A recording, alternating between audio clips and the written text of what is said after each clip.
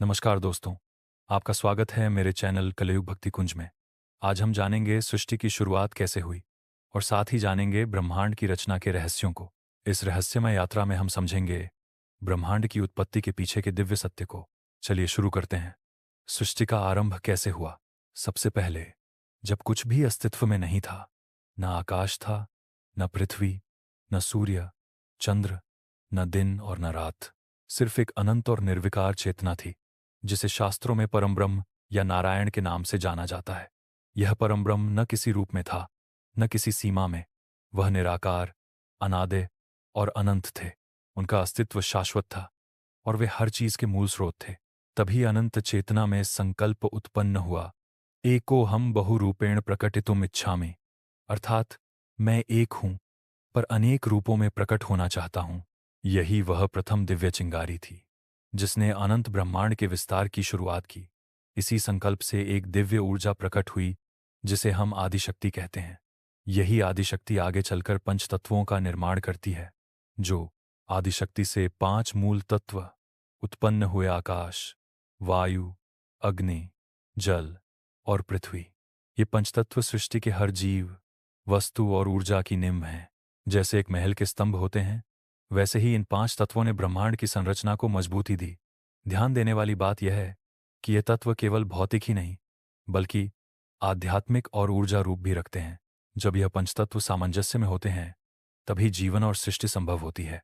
अंधकार की गहरी छाया के बीच पहला दिव्य प्रकाश फैला, यही सृष्टि के आरंभ का संकेत था। यह प्रकाश आध्यात्मिक ज्ञान, चेतना और चेतन जीवन का प्रादुर्भाव था। अब हम आते हैं उस दिव्य घटना पर जब ब्रह्मा जी का प्रकट होना हुआ, सृष्टि के सृजनकर्ता का उदय। आइए समझते हैं उनके जन्म और उस समय की स्थिति। श्री नारायण के नाभि से एक शुभ और दिव्य कमल प्रकट हुआ। उस कमल से ब्रह्मा जी उत्पन्न हुए, जिन्हें नाभि कमल संभव कहा जाता है। ब्रह्मा जी का जन्म सृष्टि के सृजनकर्ता के रूप में हुआ।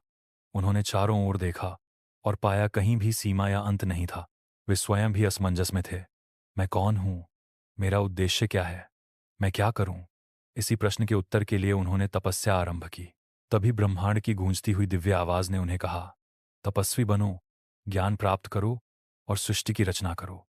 दीर्घ तपस्या के बाद ब्रह्मा जी ने सृष्टि के रहस्यों का ज्ञान पाया। दीर्घ तपस्या के बाद ब्रह्मा जी को सृष्टि के रहस्यों का ज्ञान मिला। अब शुरू होता है अगला अध्याय, प्रारंभिक सृष्टि की संरचना, जहां जीवन और शक्तियों का जन्म होता है। ब्रह्मा जी की तपस्या से मन, अहंकार और महत्तत्व की उत्पत्ति हुई। उन्होंने देवताओं, असुरों, गंधर्वों, अप्सराओं और अन्य आध्यात्मिक प्राणियों के बीज उत्पन्न किए। यह प्रारंभिक सृष्टि का स्वरूप था, जहां केवल जीव मात्र नहीं बल्कि विभिन्न शक्तियों और शक्तिशाली तत्वों का जन्म हुआ।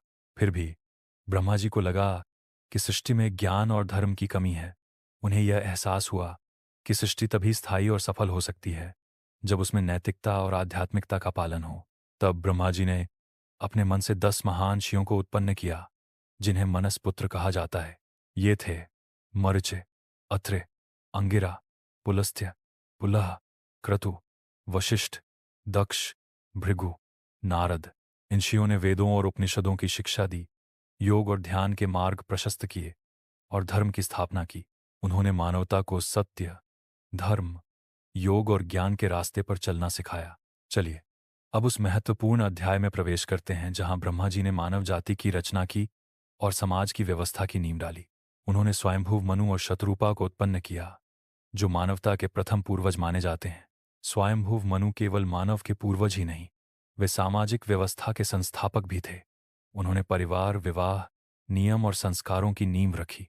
शतरूपा से मानव जाति का विस्तार हुआ, जिससे संसार भर में मानव वंश का विकास हुआ। मनु ने लोगों को धर्म, नैतिकता और सामाजिक नियमों का पालन करना सिखाया, ताकि समाज में शांति और सद्भाव बना रहे। उनके द्वारा स्थापित संस्कार आज भी हमारी संस्कृति का आधार हैं। इस प्रकार मानव जाति केवल जैविक नहीं बल्कि आध्यात्मिक और सामाजिक संरचना भी है। अब तक की यात्रा में सृष्टि का विकास हुआ। आगे जानेंगे ब्रह्मांड का व्यवस्थित विभाजन, जहां सभी जीवों और ऊर्जा के लिए संतुलित स्थान बनते हैं। जब मानव जाति का विकास हुआ तब ब्रह्मा जी ने सोचा कि ब्रह्मांड में सभी जीवों और शक्तियों के लिए एक संतुलित स्थान होना चाहिए।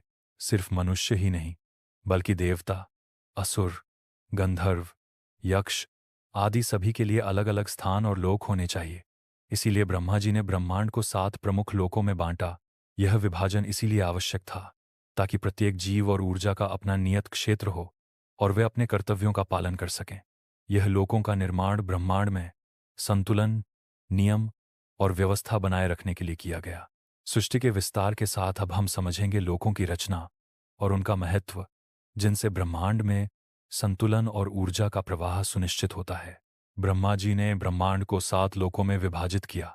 भूलोक, जहां मनुष्य रहते हैं, भूवरलोक, स्वरलोक, महरलोक, जनरलोक, तपोलोक, सत्यलोक। हर लोक का अपना महत्व और भूमिका है।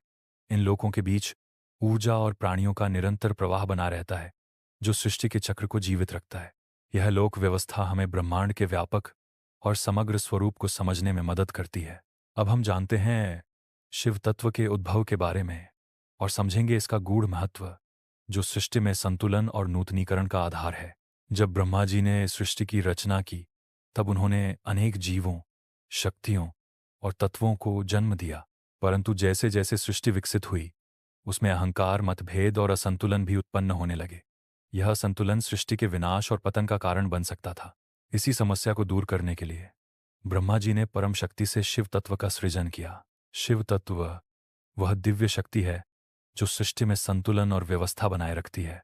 यह न केवल संहारक है, बल्कि वह पुराने, अव्यवस्थित और दोषपूर्ण तत्वों को समाप्त करके नए निर्माण का मार्ग प्रशस्त करती है। शिव तत्व के बिना सृष्टि में निरंतर विकास संभव नहीं होता। इसे महादेव, रुद्र और नटराज के रूप में पूजा जाता है। ये वे रूप हैं जो संहार और नूतनीकरण के कार्य में सक्रिय हैं। शिव तत्व का कार्य केवल विनाश नहीं, बल्कि शुद्धिकरण, परिवर्तन और पुनर्निर्माण भी है। यह तत्व सृष्टि के अनंत चक्र को सुचारू रूप से संचालित करता है। अब चलते हैं त्रिदेव के संतुलन की ओर। ब्रह्मा, विष्णु और महेश की समन्वित भूमिका, जो सृष्टि के चक्र को निरंतर संचालित करती है। सृष्टि के इस जटिल चक्र में 3 प्रमुख देवताओं की भूमिका अत्यंत महत्वपूर्ण है। इन्हें त्रिदेव कहा जाता है। ब्रह्मा जी सृष्टि के निर्माता, जो जीवन और पदार्थ का आरंभ करते हैं। विष्णु जी पालनहार, जो सृष्टि की रक्षा और संरक्षा करते हैं। शिव जी संहारक, जो पुराने को समाप्त कर नए के लिए रास्ता बनाते हैं। ये तीनों देवता मिलकर ब्रह्मांड के चक्र को निरंतर संचालित करते हैं। इनके बिना सृष्टि की गति रुक जाती। इस त्रिदेव का समन्वय सृष्टि के निरंतर प्रवाह और संतुलन का आधार है। अब हम जानेंगे काल और युगों की स्थापना के बारे में, कैसे समय ने सृष्टि के उत्थान, पतन का चक्र निर्धारित किया। सृष्टि के साथ ही काल अर्थात समय का भी निर्माण हुआ। यह समय केवल घड़ी के घुमाव नहीं, बल्कि सृष्टि के उत्थान, पतन का भी चिन्ह है। काल को 4 प्रमुख युगों में बांटा गया। सत्य युग, जब धर्म और सत्य की पूर्णता होती है। त्रेतायुग, धर्म में थोहाक्षरण होता है। द्वापर युग, धर्म और अधर्म में संतुलन बिगड़ने लगता है। कलयुग, अधर्म का वर्चस्व होता है और सत्य कम हो जाता है। हर युग में धर्म और अधर्म के बीच संघर्ष होता है और ब्रह्मांड के नियम इस संतुलन को बनाए रखते हैं। परंतु परम चेतना सदैव सबके भीतर विद्यमान रहती है, जो हमें सही रास्ते पर ले जाती है। चलिए अब सृष्टि की इस अद्भुत कहानी का निष्कर्ष समझते हैं। तो दोस्तों, इस प्रकार सृष्टि की शुरुआत हुई परम चेतना से, जिसने आदिशक्ति, पंचतत्व, ब्रह्मा, मनसपुत्र और शिव तत्व का मार्ग प्रशस्त किया। आज भी ब्रह्मांड का हर कण, हर जीव और हर ऊर्जा इसी दिव्य शक्ति से जुड़ा हुआ है। यह यात्रा हमें हमारे अस्तित्व की गहराइयों से जोड़ती है और सिखाती है कि हम इस विशाल ब्रह्मांड का अभिन्न हिस्सा हैं। यह सारी जानकारी निम्नलिखित प्रमुख शास्त्रों पर आधारित है: विष्णु पुराण, ब्रह्मांड पुराण, शिव पुराण, श्रीमद् भागवत महापुराण। अगर आपको यह वीडियो पसंद आया हो तो कृपया लाइक, शेयर और सब्सक्राइब जरूर करें, ताकि हम आपको आगे भी ऐसे ही आध्यात्मिक और ज्ञानवर्धक वीडियो ला सकें। धन्यवाद। हर हर महादेव।